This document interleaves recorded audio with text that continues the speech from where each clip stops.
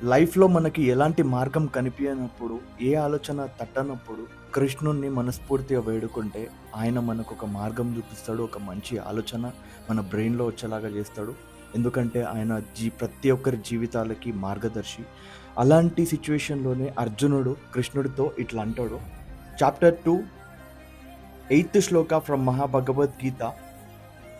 నహి ప్రపశ్యామి మమాపనుద్యాత్ యక్చోకం ఉచ్చోషణం ఇంద్రియాణం అపవ్య భూమాఫ్ అసాపత్నం హృదం రాజ్యం సురానం అపి చదీపత్యం. ఈ శ్లోకానికి అర్థం ఏంటంటే అర్జునుడు శ్రీకృష్ణుడితోని నా ఇంద్రియాలన్నీ ఎండిపోయాయి, నాకు ఒక మార్గం కనిపించడం లేదు, ఈ దుఃఖం నుంచి నాకు ఒక మార్గం విముక్తి కావాలి, శత్రువులు లేని రాజ్యం ఇచ్చిన ఈ భూమిపై ఎంత సంపద నాకున్నా, ఈవెన్ దేవతల లాంటి అధికారం కూడా నాకు వచ్చిన ఈ దుఃఖం మాత్రం పోదు అని బాధపడుతూ ఉంటాడు కృష్ణుడితో చెప్పుకొని. జై Shri Krishna, signing off. This is యోమికి.